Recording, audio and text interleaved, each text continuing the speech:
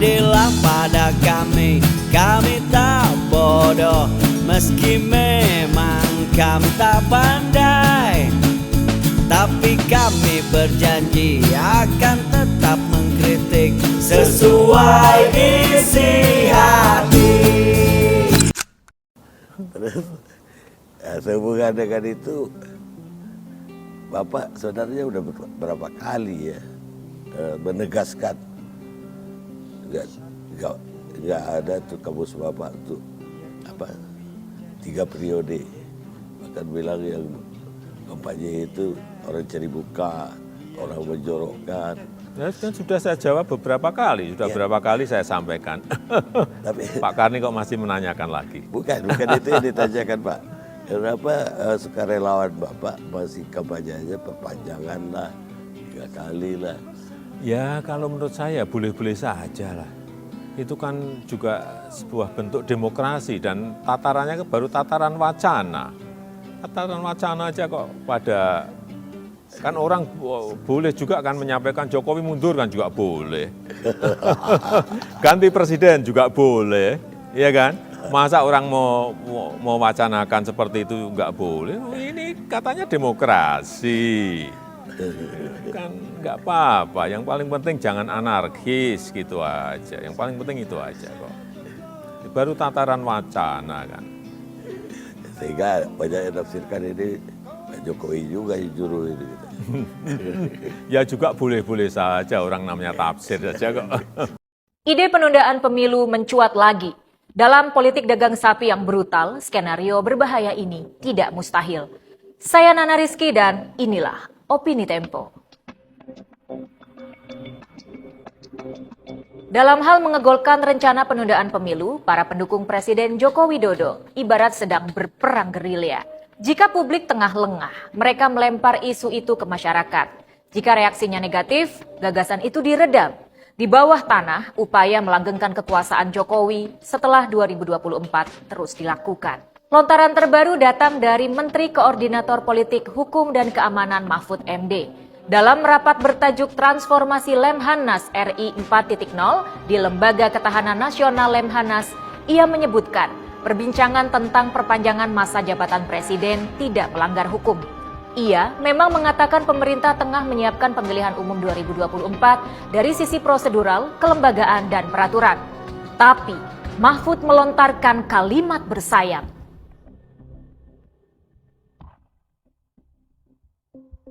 Pernyataan Mahfud MD melanjutkan apa yang ramai beberapa tahun lalu. Pada Maret 2021, politikus Partai Gerindra Arief Poyuwono mengaku didorong lingkaran kekuasaan menyuarakan gagasan Jokowi 3 periode. Metode yang akan dipakai adalah membuka peluang Jokowi maju lagi dalam pemilu 2024 atau memperpanjang masa jabatan presiden dan anggota Dewan Perwakilan Rakyat maksimal 3 tahun. Kedua skenario tersebut akan ditempuh lewat amandemen Undang-Undang Dasar 1945. Sejumlah pengamat melihat kemungkinan lain, situasi darurat berupa konflik sosial dan ketidaksiapan Komisi Pemilihan Umum sebagai alasan penundaan pemilu. Awal 2022, ide penundaan pemilu disampaikan anggota kabinet dan ketua partai politik pendukung pemerintah. Dari Menteri Investasi Bahlil Lahadalia, lalu Ketua Umum Partai Kebangkitan Bangsa Muhaimin Iskandar, hingga Ketua Umum Partai Golkar yang juga Menteri Koordinator Perekonomian Airlangga Hartarto. Ada pula Ketua Umum Partai Amanat Nasional Zulkifli Hasan dan Menteri Koordinator Kemaritiman dan Investasi Luhut Binsar Panjaitan. Relawan pendukung Jokowi dan kepala desa yang tergabung dalam Asosiasi Pemerintah Desa seluruh Indonesia menyuarakan hal sama. Pakar hukum tata negara Yusril Iza Mahendra dikabarkan mendapat misi membuat kajian penundaan pemilu. Gerilya, mungkin strategi yang jitu untuk mencapai tujuan lancung dan tak mudah. Bersembunyi, menyerang, lalu bersembunyi lagi, merupakan cara tepat mencapai tujuan dengan meminimalisasi efek yang tak dikehendaki. Syukur-syukur jika berhasil. Jika gagal, pelakunya bisa buang badan dengan mengatakan rencana itu aspirasi masyarakat yang harus dihormati. Ketua Umum Partai Demokrasi Indonesia Perjuangan Megawati Soekarno Putri sudah tegas menolak gagasan itu. Mega menginginkan terjadi peralihan kekuasaan dan ia mungkin menyiapkan anaknya Puan Maharani sebagai calon presiden. Para kandidat presiden semestinya juga menolak itu. Hanya partai kecil atau partai yang tak memiliki kandidat berelektabilitas cukup yang tergoda oleh gagasan penundaan pemilu.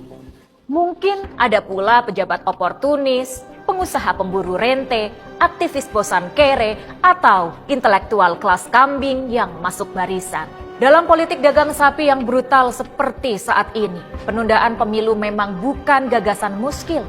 Meski ada pula analisis lain, gagasan penundaan pemilu merupakan upaya Jokowi menekan PDIP agar menerima Ganjar Pranowo sebagai calon presiden.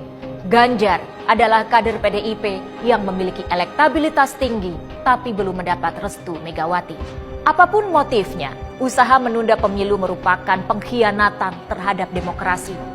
Jika berhasil, usaha itu akan menarik mundur sistem ketatanegaraan ke masa pra-reformasi 1998 yang otoriter dan korup. Pernyataan Mahfud MD yang memaklumi diskusi tentang penundaan pemilu berkembang di masyarakat tak pantas diucapkan pejabat negara, pembantu presiden hasil pemilihan 5 tahunan. Selain bisa mengadu domba, percakapan semacam itu cenderung manipulatif, terutama jika dasarnya pro kontra di masyarakat untuk amandemen konstitusi. Jabatan presiden cukup 2 periode agar terjadi sirkulasi kekuasaan. Orde Baru mengajarkan pejabat yang lama memerintah akan menyeleweng dan korup. Hanya penguasa yang memiliki sifat-sifat seperti itu yang mendorong penundaan pemilu 2024. Simak opini dan liputan selengkapnya hanya di majalah.tempo.com. Ya juga boleh-boleh saja, orang namanya tafsir saja kok. Adillah pada kami tak bodoh, meski memang kami tak pandai.